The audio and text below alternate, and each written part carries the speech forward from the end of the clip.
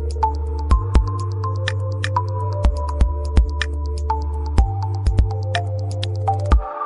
Hello and welcome guys, class of science channel पे आपका स्वागत है। मैं हूं कन्हैया पवार और अगर आप 10th में टॉप करने के इरादे से किसी चैनल को ढूंढ रहे हैं तो आप बिल्कुल सही चैनल पे आ गए हैं। और आज का जो हमारा टॉपिक है वो इंग्लिश मीडियम के लिए है। टॉपिक का नाम है बैलेंस्ड केमिकल इक्वेशन। इसलिए आप वीडियो को पूरी देखिए और बड़े ध्यान से देखिए। इस वीडियो में आपको मैं पूरा आंसर भी याद करवाने वाला हूँ और इस आंसर से रिलेटेड IMP ऑब्जेक्टिव भी आपको मैं यहीं के यहीं याद करा दूंगा, जिन ऑब्जेक्टिव आंसर का आपके एग्जाम में आने के बहुत ज्यादा चांसेस रहेंगे और इस क्वेश्चन का पार्ट तो रहेगा ही रहेगा।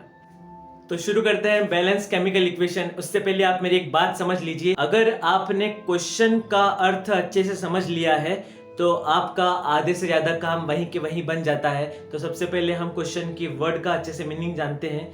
बैलेंस केमिकल इक्वेशन, पूरा किसी भी केमिकल इक्वेशन को शॉर्ट में इस तरीके से लिखना कि दोनों तरफ के जो मॉलिक्यूल्स हो बराबर हो, तो उसको हम बैलेंस केमिकल इक्वेशन कहते हैं। अब अगर प्रॉपर तरीके से आंसर याद करना है और सीखना है तो आप सबसे पहले ये जान लीजिए कि केमिकल इक्वेशन में हमेशा दो चीज होती है।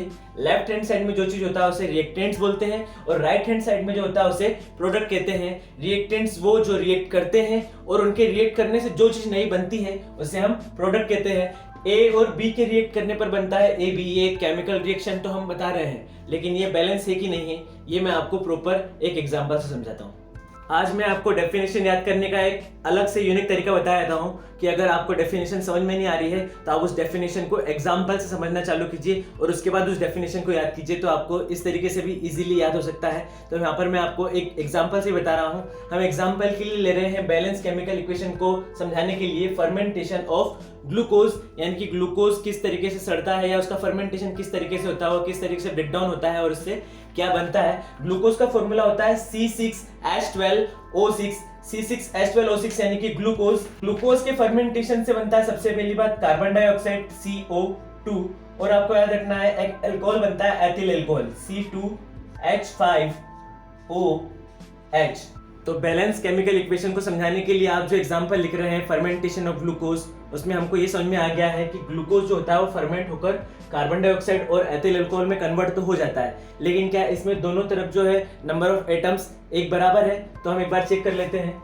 LHS साइड में कार्बन हमको दिख रहे हैं 6, लेकिन RHS साइड में एक कार्बन ये हो गया और दो कार्बन ये हो गए, 2 और 1 मिलाकर केवल 3 ही कार्बन होते हैं। तो हम इस तरफ के कार्बन से उसको इक्वल करने के लिए इस कार्बन डाइऑक्साइड के आगे जो है 2 का मल्टीप्लाई करेंगे। ऐसा करने से यहाँ पर 2 कार्बन हो गए और 2 कार्बन मिलाकर 4, अभी भी टोटल 4 ही कार्बन हो रहे हैं और हमें चाहिए टोटल 6 कार्बन। तो इसके लिए हम इस कार्बन के आगे भी 2 का मल्टीप्लाई करेंगे, तो 2 2 जा 4 कार्बन यहाँ हो जाते हैं, नंबर ऑफ कार्बन 4, और यहाँ पर नंबर ऑफ कार्बन हो गए 2, 4 और 2 मिलाकर इस तरफ भी अब 6 कार्बन हो गए हैं और इस तरफ भी 6 कार्बन है। कार्बन के बाद हम देखेंगे हाइड्रोजन। हाइड्रोजन यहाँ पर लिखा है H12, यानी कि यहाँ पर हाइड्रोजन के 12 एटम्स हैं, और इस तरफ देखें तो 2 5 जा 10 हाइड्रोजन तो यहाँ हो गए, और इस हाइड्रोजन में भी इस 2 का मल्टीप्लाई होगा तो 10 और 2 मिला के टोटल यहाँ पर 12 हाइड्रोजन हो रहे हैं। अब लास्टली ऑक्सीजन चेक कर लेते हैं। यहाँ पर ऑक्सीजन के फॉर्मूले के अकॉर्डिंग यहाँ पर ऑक्सीजन के एटम 6 है। क्या उस तरफ ऑक्सीजन के 6 एटम है? तो हम चेक कर लेते हैं। इस 2 का मल्टीप्लाई कार्बन में भी है, इस 2 का मल्टीप्लाई ऑक्सीजन में भी है, तो 2 2 जा 4 ऑक्सीजन तो यहाँ पर हो गया, ऑक्सीजन के 4 एटम यहाँ पर है, और इस 2 का मल्टीप्लाई भी इन सारे एटम्स में है, यानी कि इस 2 का मल्टीप्लाई ऑक्सीजन में भी होगा, यानी कि यहाँ पर ऑक्सीजन के 2 एटम से ऑक्सीजन की 4 एटम प्लस ऑक्सीजन के 2 एटम, यानी कि इस तरह भी टोटल मिला के ऑक्सीजन के 6 एटम हो रहे हैं। यानी कि जितने कार्बन हाइड्रोजन और ऑक्सीजन के एटम्स इस तरफ है उतना ही कार्बन हाइड्रोजन और ऑक्सीजन के एटम उस तरफ भी है, यानी कि LHS में एटम्स के नंबर RHS में एटम्स के नंबर के इक्वल है। यानी कि ऐसी केमिकल रिएक्शन जिसमें रिएक्टेंट और प्रोडक्ट में नंबर ऑफ एटम हमेशा इक्वल रहे, उसी को हम कहते हैं बैलेंस केमिकल इक्वेशन। तो आपको एग्जांपल में क्या आंसर लिखना है? The chemical equation in which the number of atom of reactants are equal to the number of atoms of product is called balance chemical equation. ये आंसर मैं आपको बढ़िया तरीके से पेज में लिखकर वीडियो के लास्ट में लगाकर दूंगा। आप वीडियो को रोकिए और उस आंसर को लिखिए, और वही क्वेश्चन अगर आपके बोर्ड एग्जाम में आता है तो आपको उस आंसर को लिखने में पूरे मार्क्स मिलेंगे। अब चलते हैं एग्जाम में आने वाले कुछ खास ऑब्जेक्टिव में से एक ऑब्जेक्टिव जो इस टॉपिक से रिलेटेड है, और वो ऑब्जेक्टिव है, आप याद रख लीजिए, बैलेंस केमिकल इक्वेशन होता है हमेशा law of conservation of mass के रूल को फॉलो करता है।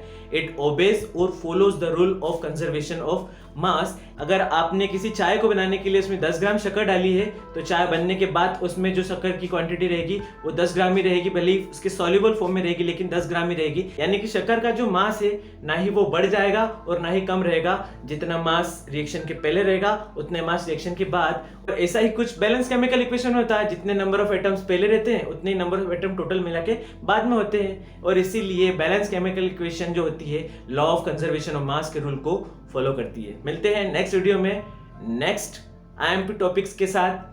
तब तक आप वीडियो देखिए, सीखिए, लाइक कीजिए, शेयर कीजिए, सब्सक्राइब कीजिए। Thank you very much.